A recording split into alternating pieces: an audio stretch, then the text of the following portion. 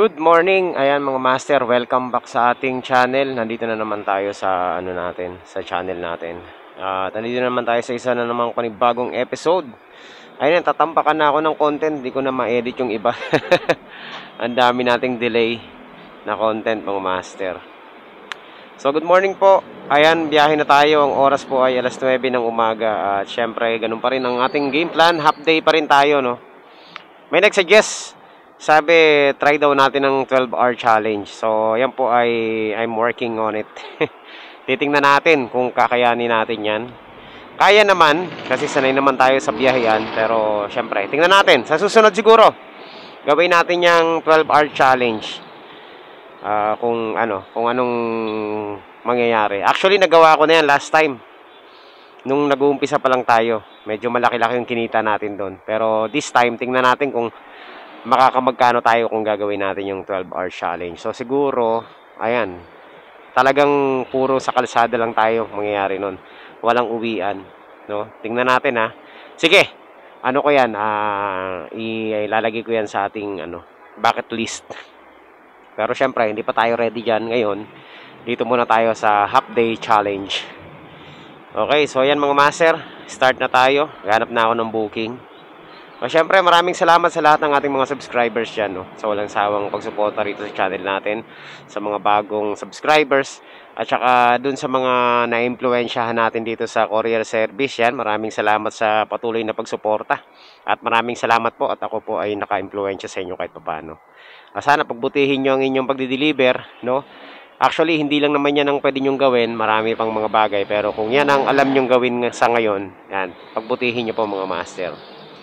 Alright, so without further ado, diretso na tayo ngayon sa biyahe natin, no? Okay, kita-kits mamaya. Update ko na lang kayo kapag tayo ay meron ng... Eto mga master, meron na tayong booking papuntang Antipolo. Ayan, 227. Pwede na to. Naka-high demand ba to? Medyo ABR ang pipick upin natin. So punta na tayo sa ating pick up point. As usual, dating gawi, since na medyo malayo-layo yung ating yung ating booking, natin, tawag nito, sasabayan natin to, master.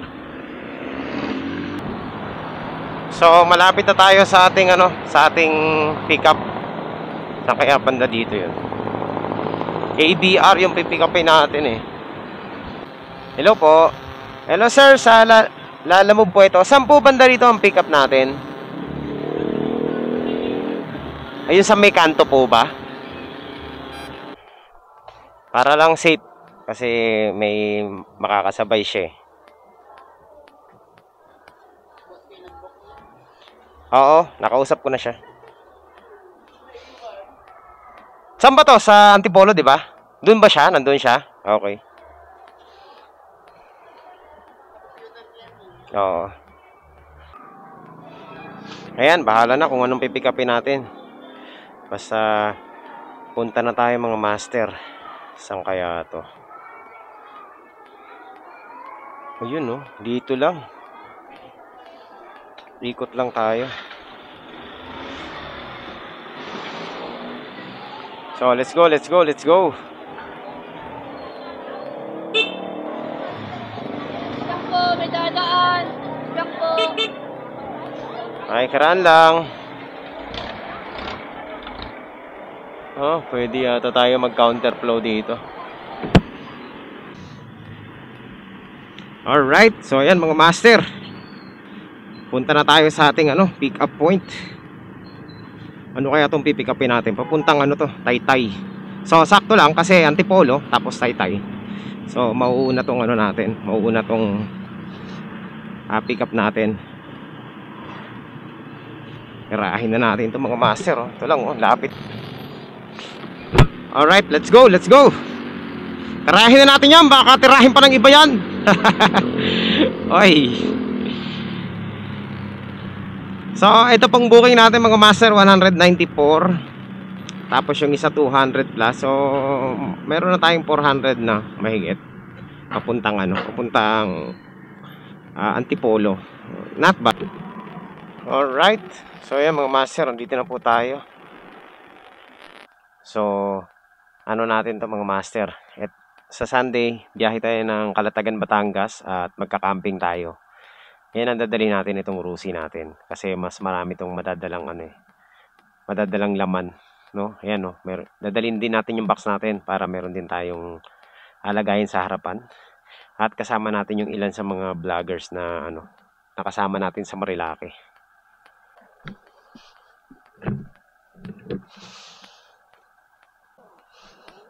Alright.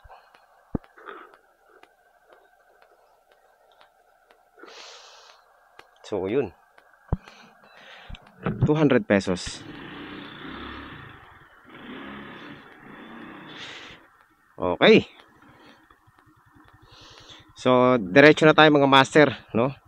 Wala na tayong side bet. Master, dala-dala na natin ang ating dalawang parcel papuntang Taytay at saka papuntang Antipolo. So, dito po sa dalawang na to, booking ay guaranteed na po kikita na tayo ng 400 plus ang kikitain natin dito. Yan mga master, na dito na po tayo sa sa ating drop off-road. Sana huwag tayo mapapako dito, no? Okay, so dito na tayo, Tulip Street daw. Ano kaya ito? Tingnan natin dito. Hello po. Hello sir, sa Lalamove po ito. Nandito na po ako sa may Tulip Street. Tay, Barangay Muson ba to? Po? Ah? Oo.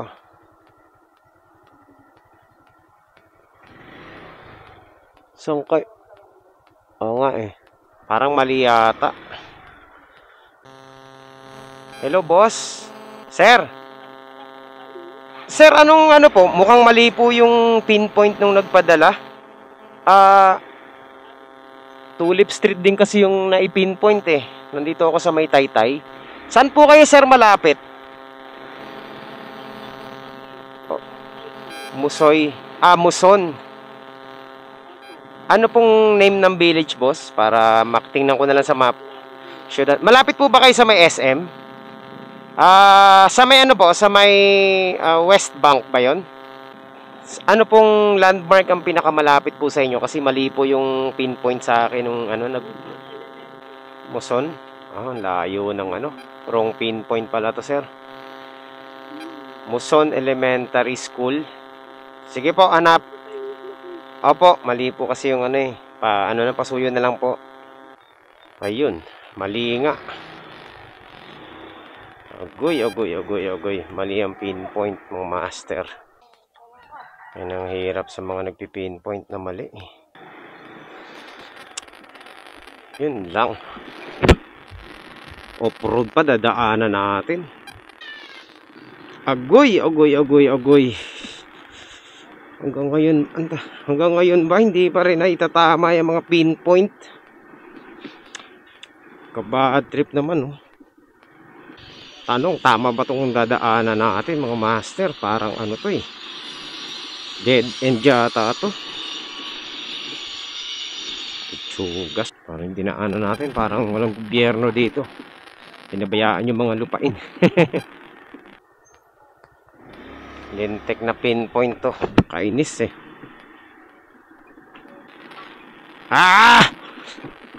Ang aga namang nito. Ang aga namang wrong pinpoint nito. Ito yung nakakasira sa biyahe mga master, yung mga ganitong wrong pinpoint eh. Hindi dino-double check yung yung address kung saan nila ipapadala. Masaklap nito kung lang yung binayaran nila, yun na yun. Magkano lang, tapos ang layo ng off, 6 kilometers. Buti kung magdadagdag yung drop off, bayad na to mga master. May kasalanan nito yung pick up. Hindi pininpoint ng tama eh.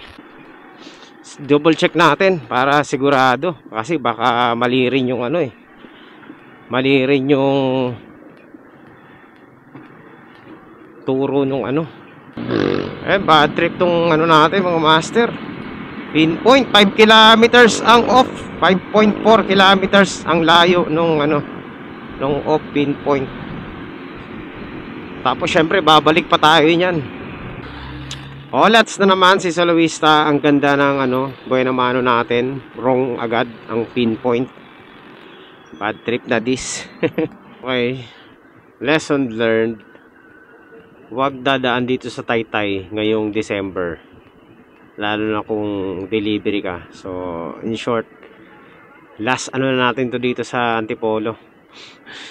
Last drop off na natin mga master. Kasi no choice, dito talaga tayo dadaan ng Taytay pag pa-Antipolo tayo eh. Grabe. Wrong pinpoint na. Traffic pa. Grabe naman yung na yun, no? Parcel na yun mga master. Mataas pa sa bubong ng jeep eh. Ang lupit ni sir, oh. 3. O, tingnan nyo mga master. May angkas siya. Ang lupit mo, boss. Hindi ko kaya mga master yung ganyan. Ano kaya yan? Ang lupit niya, no? Napakataas eh.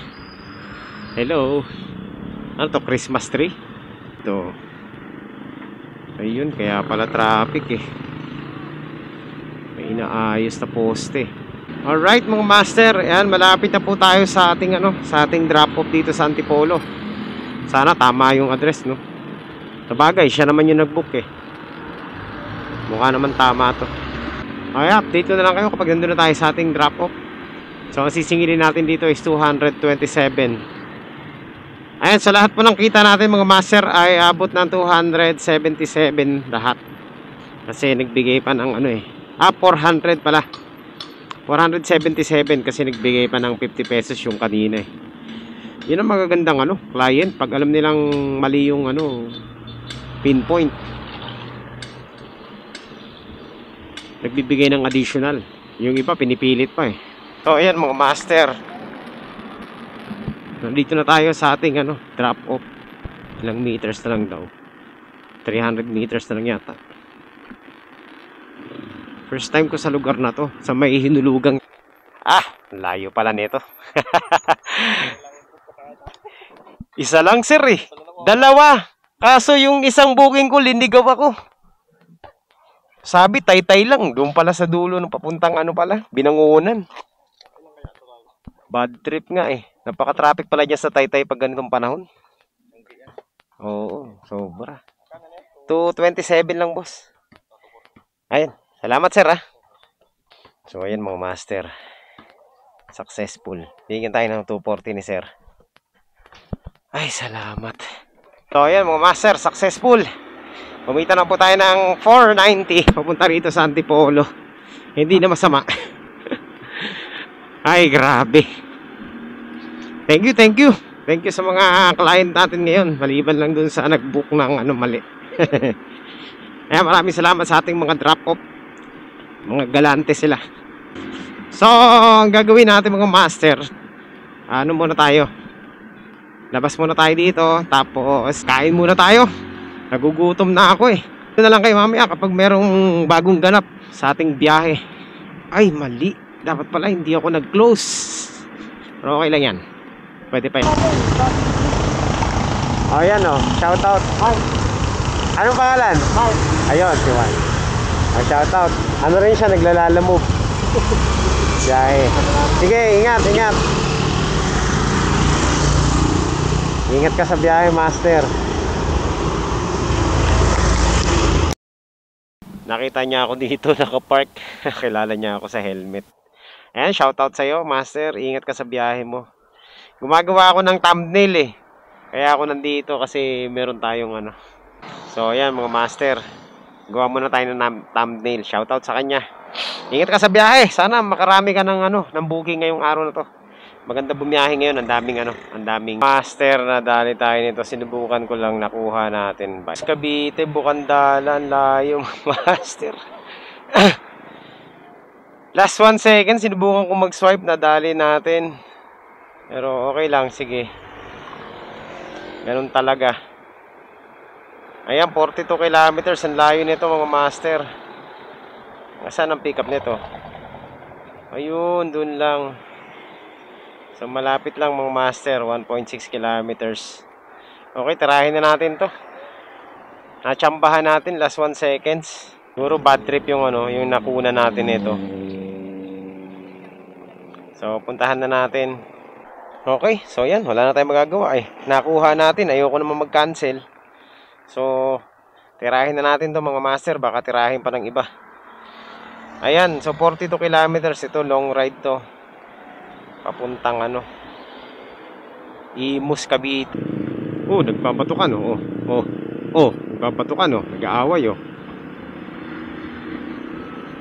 binatukan binatukan away niya patukan mo ulit. Wala na, ayaw na.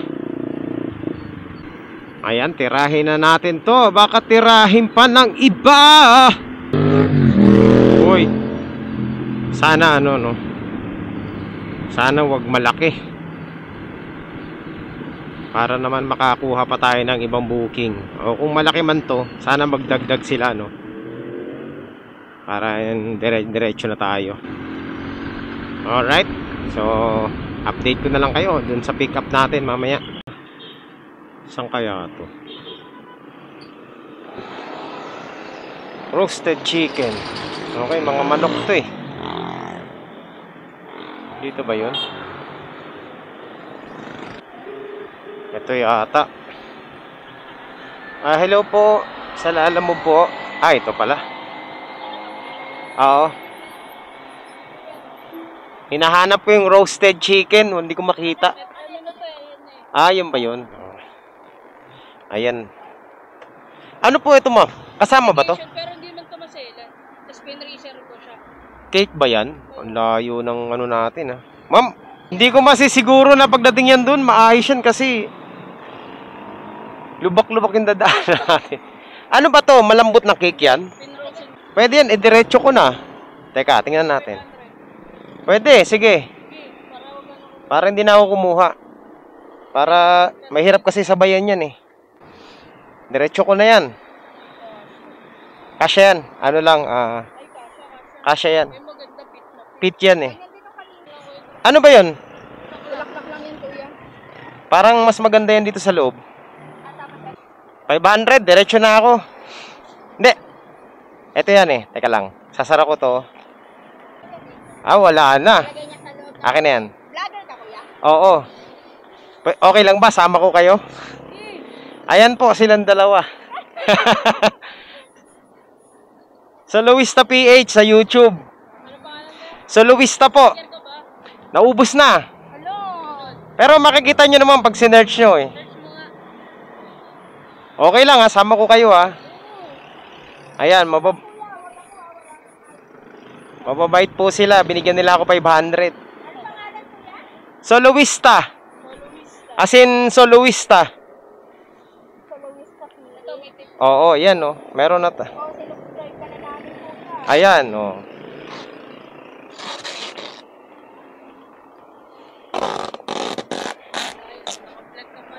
Oo. Tama. Ako lang din. Tama yung address, no? Okay. 1, 2, 3, 4. Paano bang picture?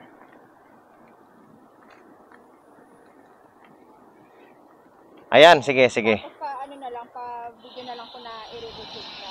Okay, sa sa cellphone ko. Sa Messenger. Tapos Soloista PH din sa YouTube, sa Facebook. Sige, salamat. Diretso na ako doon.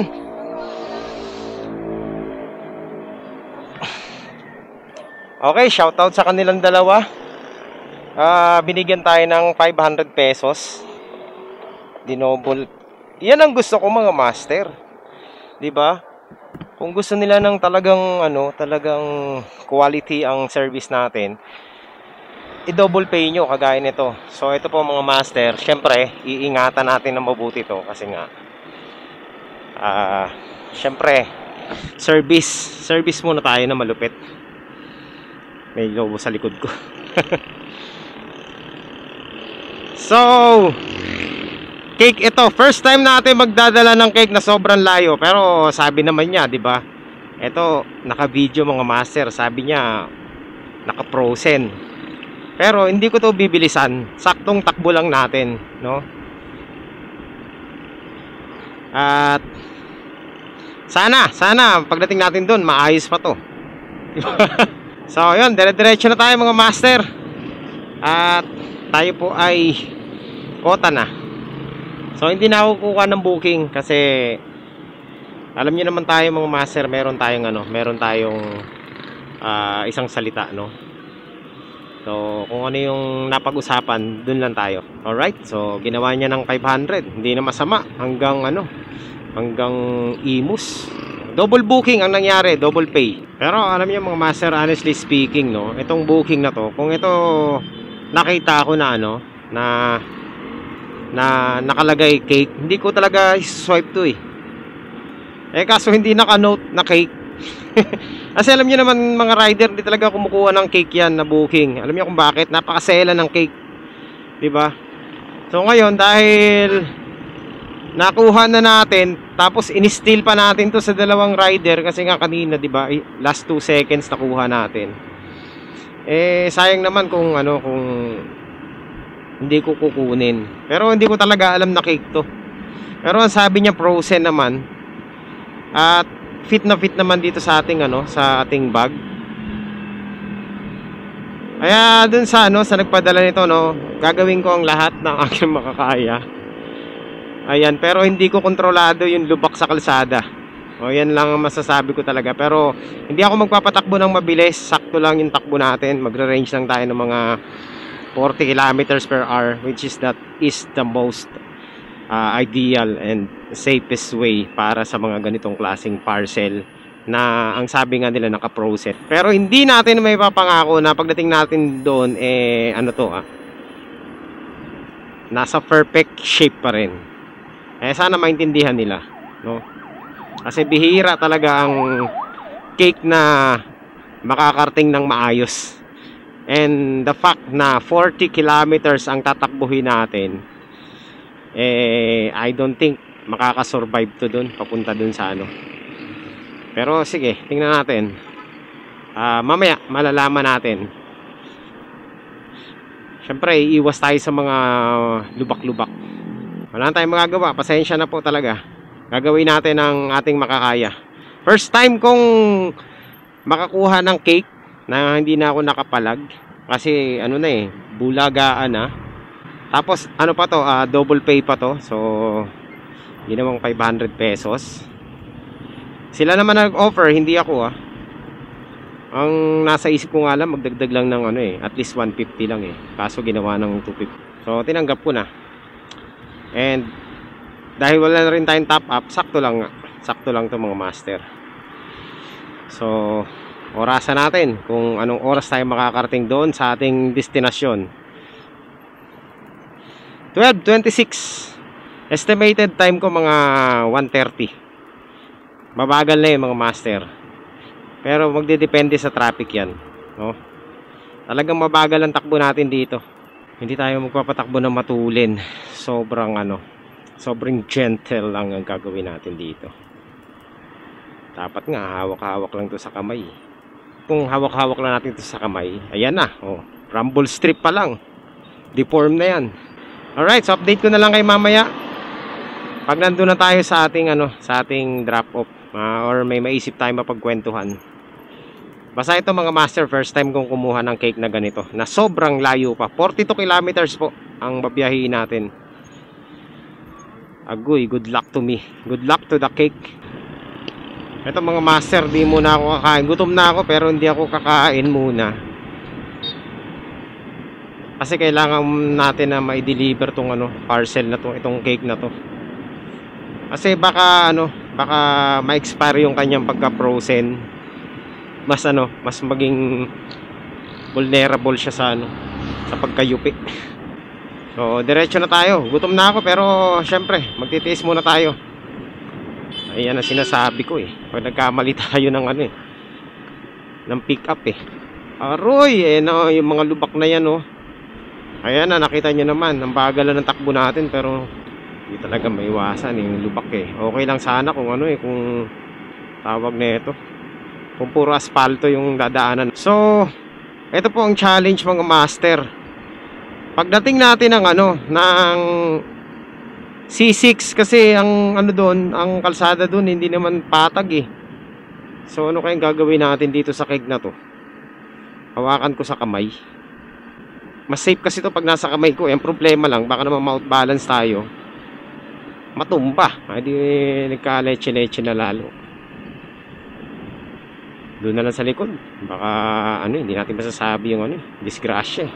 Master, ayan, nandito na po tayo sa C6. At dito po eh, maganda naman ang kalsada rito. Kaso lang, may mga time dito na may mga lubak talaga.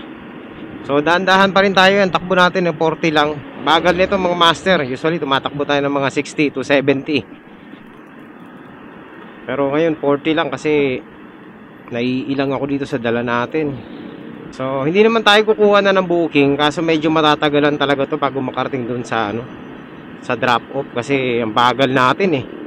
So more or less mga 1.5 hour ang biyahe natin ito. At sigurado ako expire na yung pagka-frozen itong cake na to pagdating natin doon. So tingnan na lang natin. Hindi ko rin naman masilip yung itsura ng cake kasi yung box sinilip ko ngayon eh, tumigil ako. Yung box ano, selyado talaga, hindi mo makikita. Walang plastic. So hindi natin alam kung ano na nangyayari dun sa loob ng box. Kasi hindi talaga may iwasan, kumakalog talaga.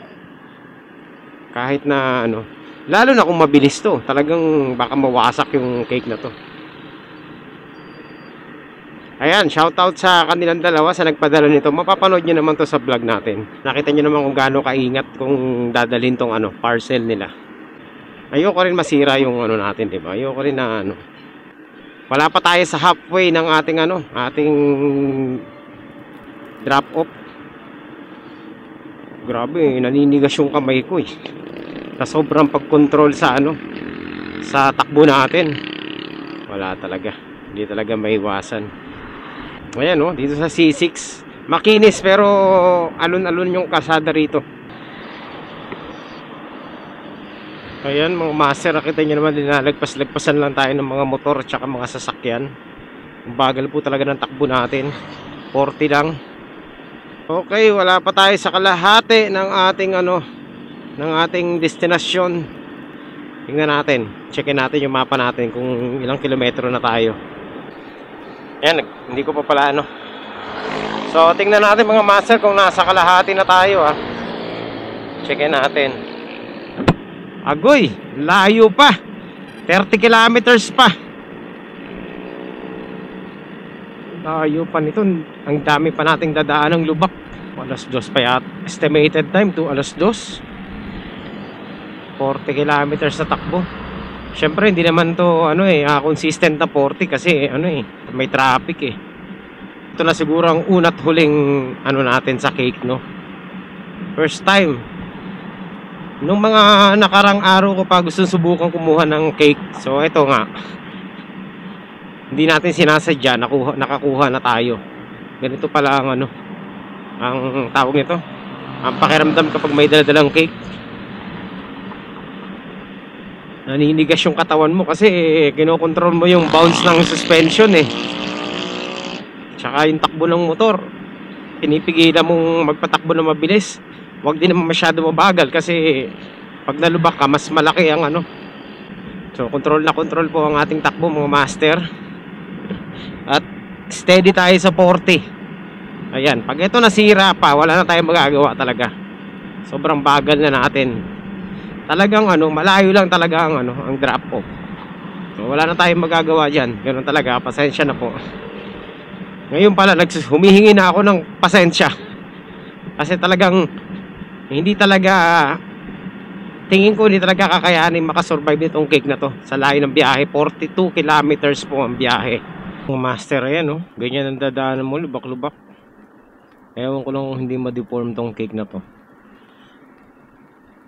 Ayan, sobrang bagal po ng takbo natin mga master. 40, 39, 35, gano'n lang ang takbo natin. pinaka best ano na natin yan para para madala tong parcel na to na maayos. 27 kilometers pa ang distansya natin. So sana makasurvive tayo. Ayan mga master, nasa halfway na tayo ng ating ruta. 18 kilometers away na lang dun sa ating drop off at napapagod na ako. Nakakapagod pala yung ganito. Iba talaga yung tumatakbo ka ng normal lang sa speed mo, no? Kaysa sa doon sa sobrang meron kang pinipigil at sobrang ingat na ingat ka. Grabe. Ang sakit ang likod ko. Sumasakit yung likod ko tsaka yung nangangalay yung kamay ko. So sana okay pa to, no? Maayos naman yung pag-drive natin. Consistent naman tayo sa speed natin. Ranging 20 to 40 kilometers per hour ang takbo natin.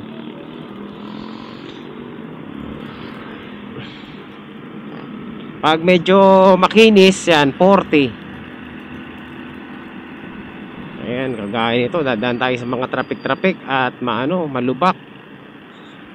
Mahirap to mga eto pa mga master, good luck sa cake. Wala tayong ibang madadaanan kundi ito lang eh. Aray. Takbong 5. Ayan ang bagal natin. Grabe. Ang hirap ang master. Oh my goodness. Yan no. Tapos ganito yung dadaanan mo. Malupit.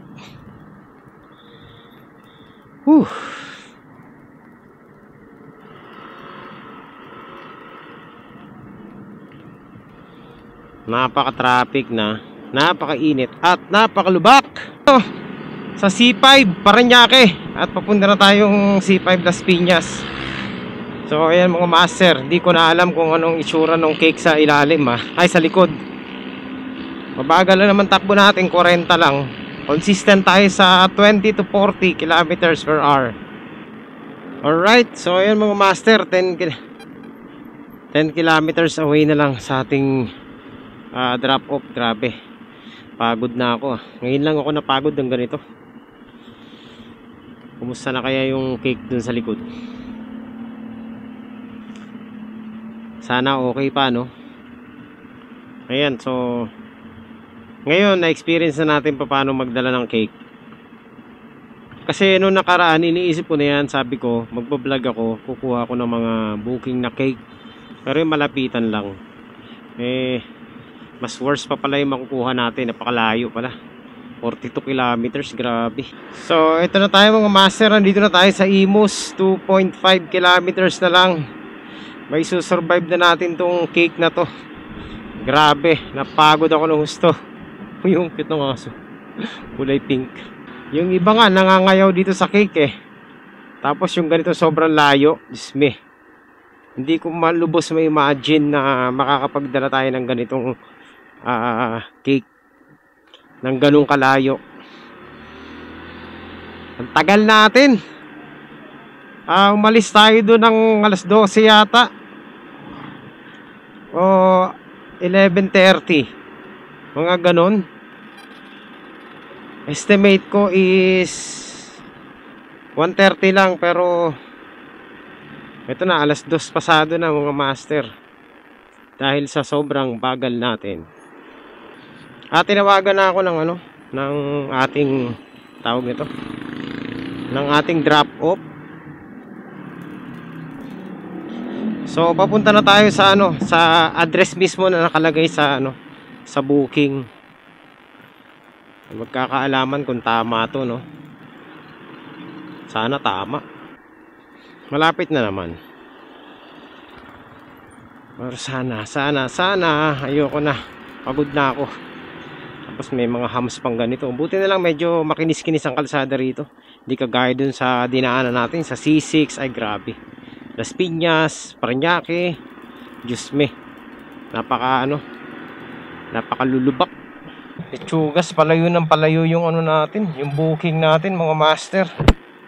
Ang hirap pala dito, para pareho yung name ng ano, Lechugas na yan, oh. Ang hirap hanapin. Aroy, sana tama tong ano, tama tong pinuntahan natin. Mali yung ano, mali yung address. Patay tayo nito mga master. Ayun na. Wala na, saan na tayo pupunta nito?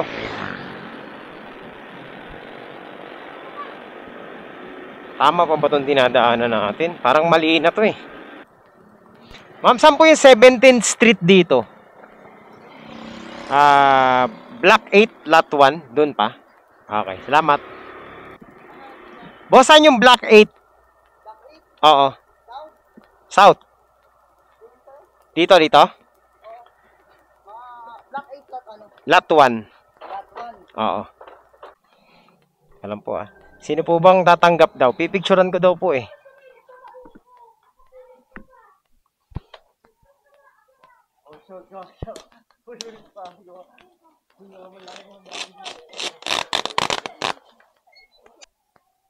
Sino po bang tatanggap nito, ma'am? Ah, si Lola. Okay lang ba picturean ko daw siya? Nahawak-hawak niya to? Pwede na tanggalin yung plastic nito na. Oo, pwede na. Okay. Okay. Sige. Galing pang Antipolo yan eh. Antipolo ba? Oh. Ha? Ano yan? Hindi. Sa kanila yata kayo magbabayad. Hindi sa akin. Okay, boss. Sige. Alright. So, ayun mga master, nakasurvive yung cake natin. No? Hindi ko alam kung ano nangyari doon sa cake. Basta nadala natin na maayos. Tinanggap naman ang ating kliyente. So, okay naman. Wala namang mukha namang walang problema. At hindi naman maselan yung kliyente natin. So, yun. Wala pang reklamo sa ngayon, pero alam naman nila na malayo yung pinanggalingan ng cake na yon. Siguro naman kung susumahin nila, talagang mahirap talagang dalhin yung klaseng parcel. So, yun. Sana okay. Kasi hindi na natin sinilip kasi meron silang okasyon doon, no? So, happy birthday po doon sa tumanggap. Ayan, so mga master, dahil napagod ako sa biyahe natin, grabe. Sobrang pagod ko talaga. Iba pala pag nagpapatakbo talaga ng mabagal eh. Mas masarap magpatakbo ng mabilis. Nakakapagod yung mabagal.